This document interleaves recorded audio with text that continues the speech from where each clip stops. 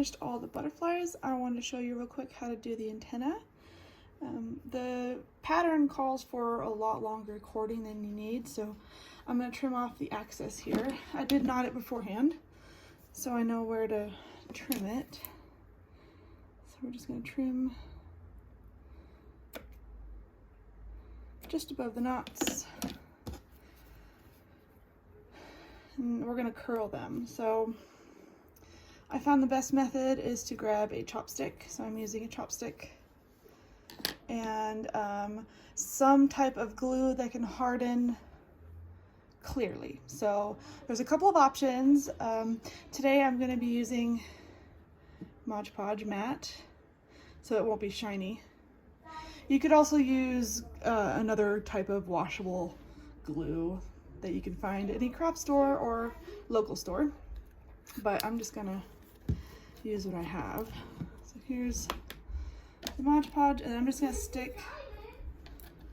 stick this end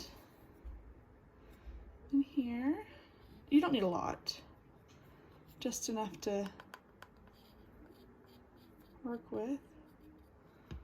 And I'm going to take one of these antennae. You could even do both together if you wanted, but I don't want them to be stuck together. So I'm going to do the bottom one first.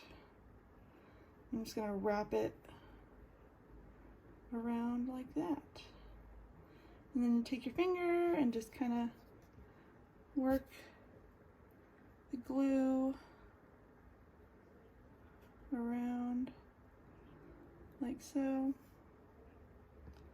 And then it will harden like that. But I'm going to try and slide it off.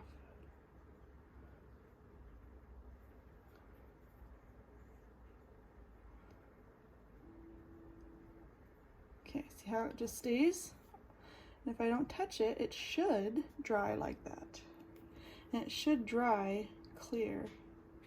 So I'm going to skip to where it dries, and then I'll show you what it looks like when it's done. Okay, so I did the rest of them and took, I don't know, it took about 15-20 minutes for it to dry, which was recommended on the packaging. So I'm just checking them all, and it does dry pretty clear. I did clean up a little bit because it did have residue. So when it's a little bit damp, you can clean it up. But here's all the butterflies left over. It turned out so cute.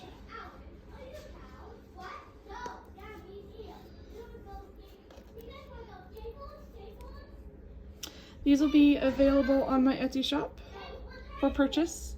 And I do have another butterfly kit that I'll be making as well that will also be available when I'm done making that one. So look out for those, and I'll see you in my next video.